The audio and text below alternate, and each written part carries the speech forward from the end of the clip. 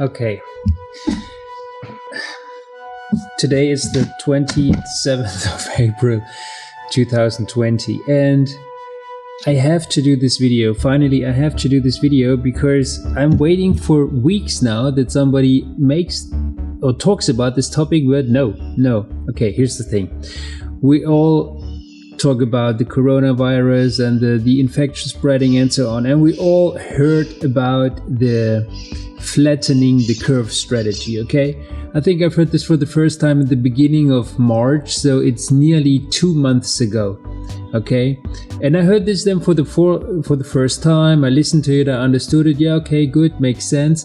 But it actually didn't took a long time that I was thinking about it and I realized, well, the basic idea is good, but it's way not optimal. Actually, it's bad and has not good consequences. So I was waiting that somebody picks this topic up and talks about this, but no.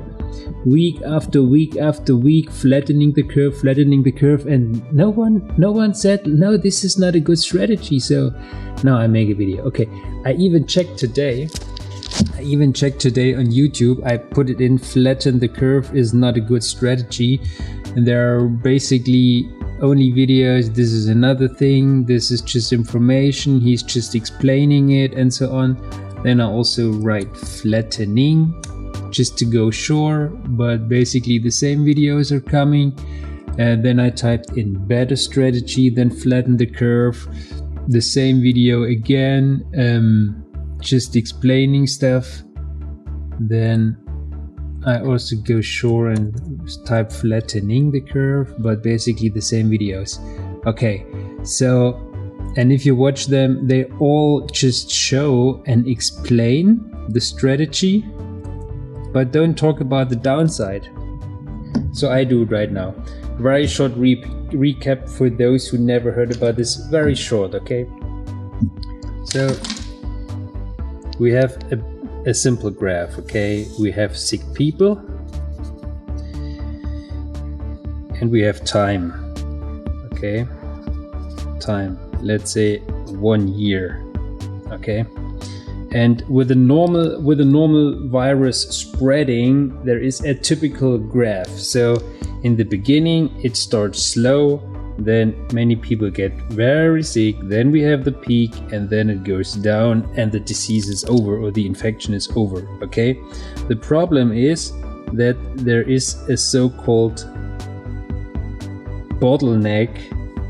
This is the maximum capacity of healthcare system, okay? Which means a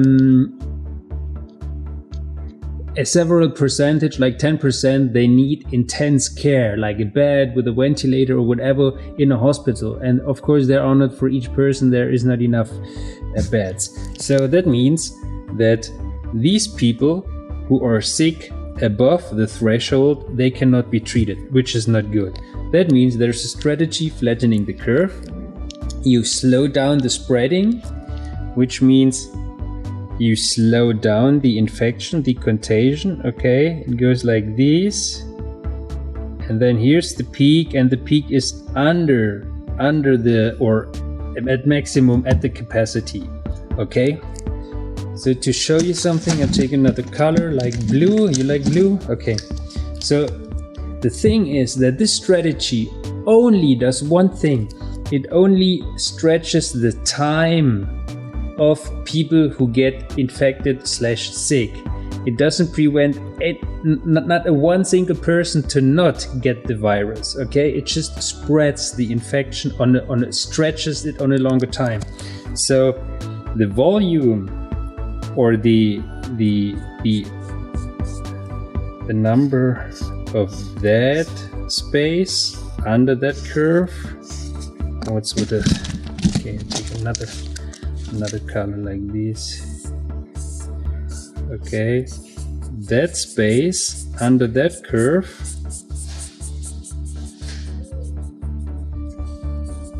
is exactly the same. I take the same, just in another direction, is exactly the same like this. Okay? This is basically the whole population, okay? The whole population, all people who get sick, okay? This and this is the same. Good. Yeah, the only problem is that in the case where I don't do anything, that these people, they cannot be treated, okay? They will basically all die because they don't get an intense care bed in the hospital, okay? Because they lay over this threshold, okay? And let's say this we make green, okay? They all can be treated. Very nice. Okay, now buckle up. Here comes the interesting part. Not the space under the curve is interesting. The space over the curve is the interesting part. What do you mean, Mike? Thanks for asking. Okay, look at this. That space over this flattened curve, that part is the interesting part. Okay, so what is the red area? The red area are the non-used capacities in the healthcare system overall, okay? For example, you have 1,000 hospitals, okay? Of course, you have some hospitals which look like this, okay? They have so many ill people that they have a super spike. Then you have some hospitals where they have basically no sick people, okay? Like this. Okay, then you maybe have a hospital with that. And then you have a hospital with this. Maybe it comes later, earlier, whatever. So if you take all these graphs of each single hospital and put them together, let's say 1,000 hospitals, okay, you get the overall utilization. It's called utilization of the healthcare system, okay? And the problem is, for example, in Germany right now, it looks like this, believe it or not.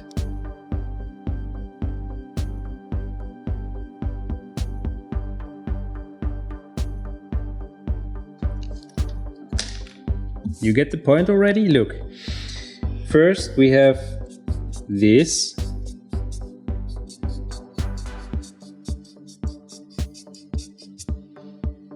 Okay, which means from all hospitals put together, the utilization is super low. We have basically empty hospitals which are waiting for the people to get sick. Of course, there are 1, 2, 3 hospitals in the hotspot regions, where the capacities are overloaded. But the vast majority of hospitals have a heavily underutilization. What does that mean? Okay, can you remember at the blue space from the beginning? This blue space was this.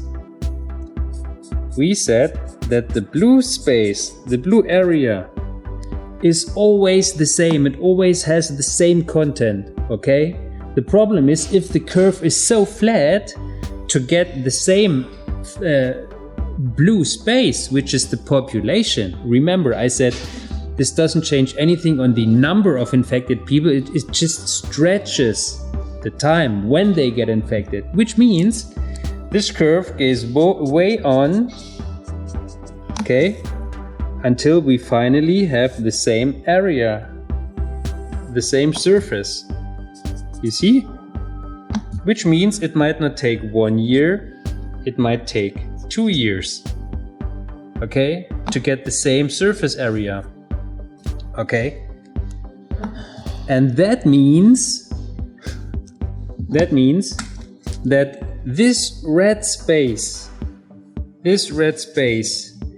means during all the time healthy people are quarantined, are taken away their freedom, or taken away basic rights, just to flatten the curve so crazy that it takes way too long and the capacities or the utilization is not even at the maximum capacity. But this is just an extreme case, okay?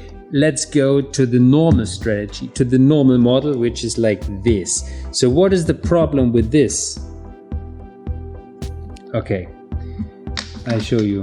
I paint it again without all these crazy colors. 1 year, okay? These are just random numbers, 1 year, but basically you hear in the news, in the German news, they say this might take 2 years. So this is not out of thin air, okay? Good. So let's take these.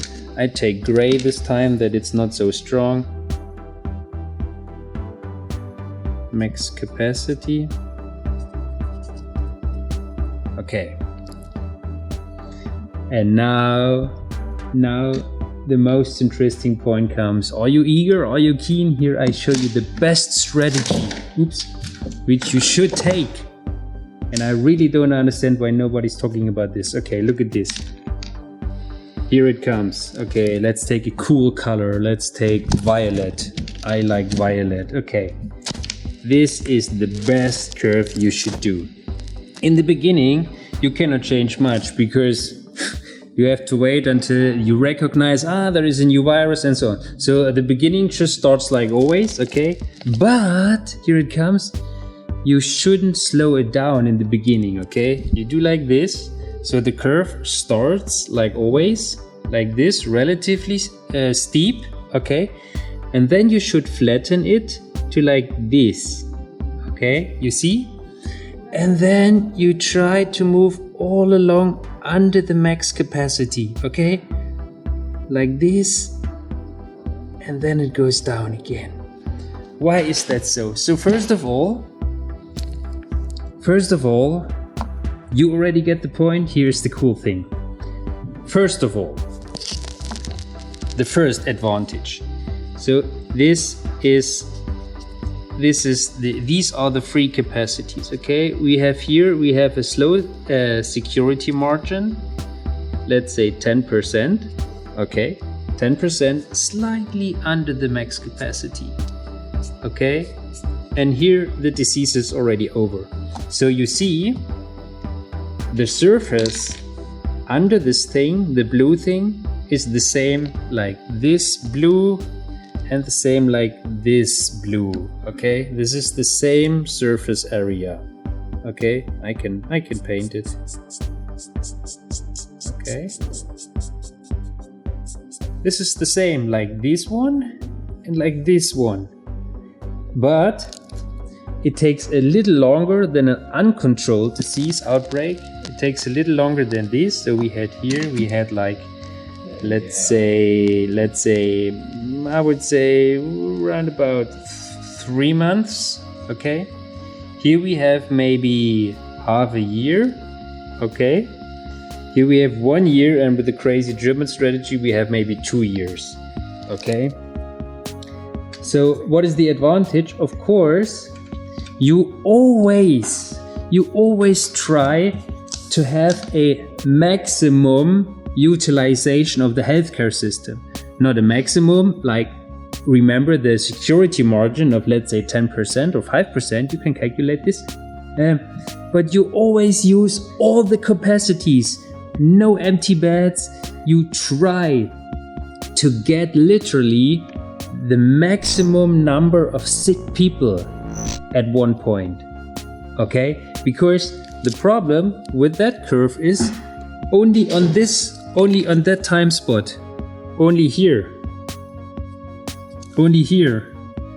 you reach the full utilization.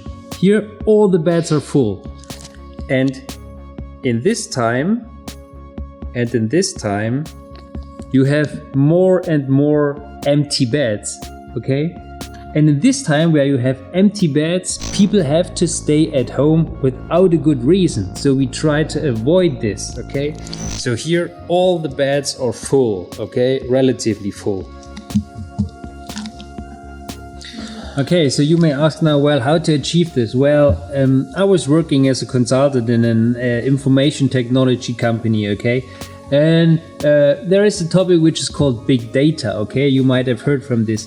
And nowadays, I was working for SAP, and SAP they use big data in analyzing football games and analyzing Formula One Grand Prix. You know, nowadays you can calculate nearly everything.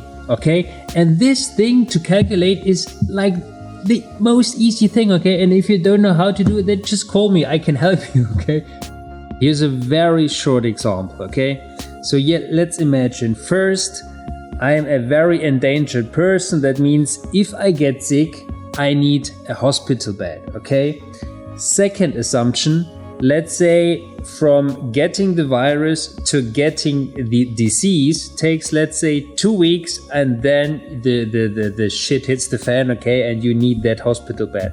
Okay, let's say today I get sick. It must be ensured that in 2 weeks there is a free hospital bed for me. Okay, and now you just put the whole thing around. Okay, you have to calculate how is the utilization of the hospital beds each day. So you have to calculate in real time how will be the capacities, the utilization of the hospitals in 2 weeks. And then you know how many endangered people which likely will have to be treated in 2 weeks. How many of these people can be infected today, and then they should be infected. So you shouldn't lower the number as low as you can to not infect people. No, you should purposefully infect so many people that in 2 weeks they have a free bed, okay? And not many more free beds are left, and there is no overload, okay? And you can calculate this. And if you say now, no, but big data doesn't help because we don't have data. Well, then I ask you, if you don't have data, how can you achieve to get your desired curve? How can you get this curve if you don't have data? Explain me this. And then I have to ask you, if you don't have enough data to either realize my curve or your curve, then I seriously have to ask you, what is the foundation for the measures you do right now to get your curve? Okay? That means I get the impression that all this lockdown, all this quarantine is just trial and error, and hoping that the outcome is your desired curve. Okay, and if you say no, we are not guessing, we have models, then okay, then use your models to get my curve, because my curve is way better than your curve. So it's not about calculating or models or how do you get to the curve. It's about the fact that the goal of achieving your flattened curve, this is a bad idea in the first place. Okay, this is all I want to say. So please, I never ask to share any of my videos, whatever, but please share this video that some of our politicians get it and think about it.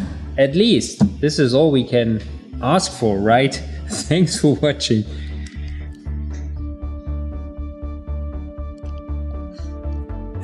Okay, here's a short, I think necessary addendum, okay? I was just cutting the video and I came to the part where I was talking about big data, okay?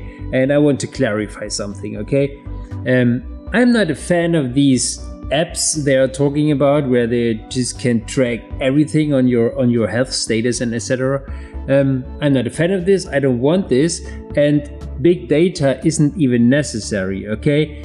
We just need simple stuff like reliable tests, don't change your statistics from 1 week to another, and we need enough test capacities, which means enough tests for the right people and enough capacities to evaluate the tests, okay? And with right people, I mean, don't waste the few tests you have on some celebrities just because they want to know or whatever.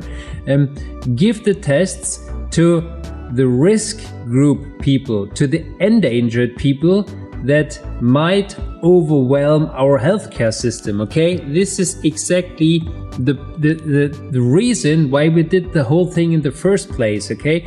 Not even people out of the risk group who, if they get sick, they will not overwhelm our healthcare system because they don't need such an intense treatment.